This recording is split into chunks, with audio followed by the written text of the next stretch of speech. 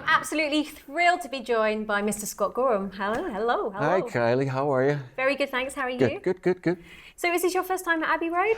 As a matter of fact, it's not. I was here a couple of years ago. There was a guitar exhibition that was on, so I came along to that, and it was my first time being able to see the studios and where it all happened. Are you a fan of the Beatles? I am.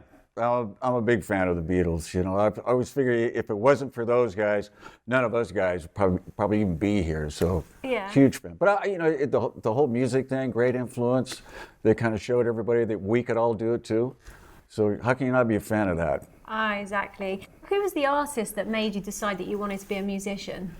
Well, the Beatles, Was it the Beatles? Rolling Stones, Jeff Beck. All of those people, you know, it's really why I came to England.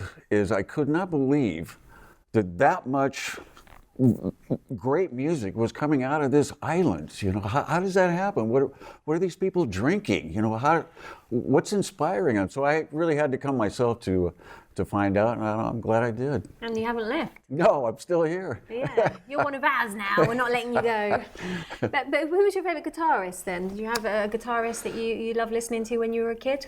The first guitar player that really influenced and got me going was Dick Dale. Oh, really? Dick Dale and the Deltos, king of the surf guitars, right? Yeah. He had the slick back hair, he's a great looking guy, had the Stratocaster, and he was the first guy I actually heard like pump it up.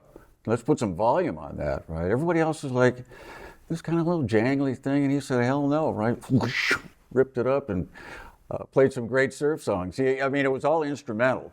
But it was really good stuff. So talk me through a young Scott Gorham. What did you do? So did you when you realised I want to be a guitarist? Did you get some? You know, your parents bought you a guitar, and then you would just practice in front of the mirror, working on those moves. I did all that, right? But I think my father, of all people, he saw me grab the broom several times when a certain song would come on the radio, and I'd be posing in front of the mirror. So one Christmas, I looked at this package underneath the Christmas tree, right? I could not figure out what this odd-shaped thing was. I mean, it was terribly wrapped and all that, so I ripped it open, and there it was, this really cheap catgut string guitar, right?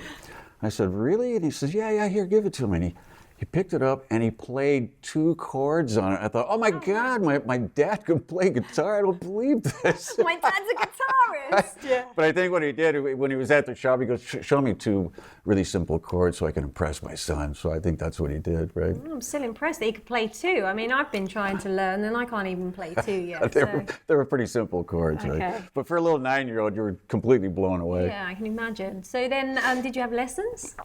You know something, as a matter of fact, because I was like, 8, 9 years old, my hands were too small, right? So the guy at the music shop said, oh, I tell you what, why don't you become a drummer, right? And I went, yeah, great. I envisioned myself with, tom-toms and bass drums and cymbals all around me. No top and showing all your muscles. But it wasn't the case. They gave you this little wooden pad with a rubber thing on the top that you had to bounce your stick off, which was really disappointing.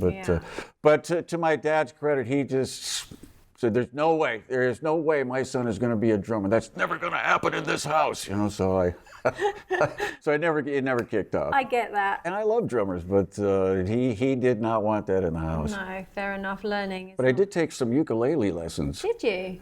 Oh, that's probably a good one to start on though. Yeah, well, it's a little thin neck, only 4 strings on it.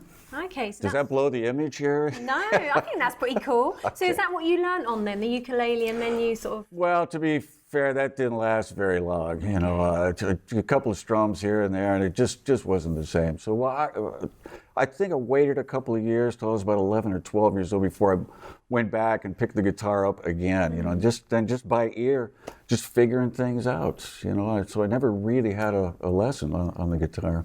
Impressive. I'm one of those self-taught kind of people, which I don't advocate at all. I got lucky, but I think the quicker and smarter way to do it is to actually go out and get lessons, so you get all the the musical shortcuts. Yeah, I know what you mean, but I learned by reading music, and I kind of felt that made me I was a bit kind of restrained with it. I can't go outside. I need a score in front of me. Well, it's funny. I just did a thing called a Rock Meets Classic, and you got like a 40-piece orchestra behind you, right? Wow. And I found out the same thing. If it's all written down, you get the notes in front of them, they're brilliant, absolutely brilliant. Yeah. But you tell them to go outside that little box You can't do it. to improvise, and it's just not there for them. I was really surprised with that. I'd say, you've got all the notes, they're all in your head, just jumble them up a little bit and put them in different places, and that's No. improv. Yeah, you're right. They can't or won't do it. Yeah, So it's just I just can't do it. It's horrible. I find it really frustrating. So I'm envious that you learned that way. I think well, no, that's I've met so many people that when they read music, that's it. Yeah. Right. You're buggered. Do you still own that first guitar? No. As a matter of fact, I wish I did, but Yeah. it was a pretty cheap and nasty guitar. I think my father bought it at this department store called Sears. Yeah, I Anybody, you know Sears, yeah. right? So I think it was probably $20, Okay. so it didn't really last very long. So are you one of those guitarists that has a big collection?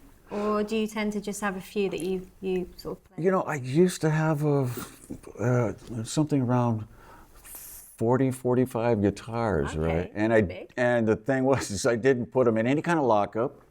I kept them in the house, all in their packing cases. So my God. you walk into one bedroom and it's just filled with packing cases filled with guitars. And I bet your wife loved that. well, no, she came in one day and she says, "Listen, did you actually play all these guitars?" And I said, "Well, no." She goes, "Well, how many are you going to actually use?" I said, Yeah. "Well, probably 10. Well, pick out the 10 and get rid of the rest of Really? them." So you sold them? Yeah, and I gave a few away and all Yeah. that. But now I'm kind of accumulating again. You can't help it. Were they vintage ones? Are you a vintage man, or do you? Just No, not particularly. If it sounds great to me and it feels great, I want that guitar. It doesn't have to be tens of thousands of dollars Yeah. for me to be interested.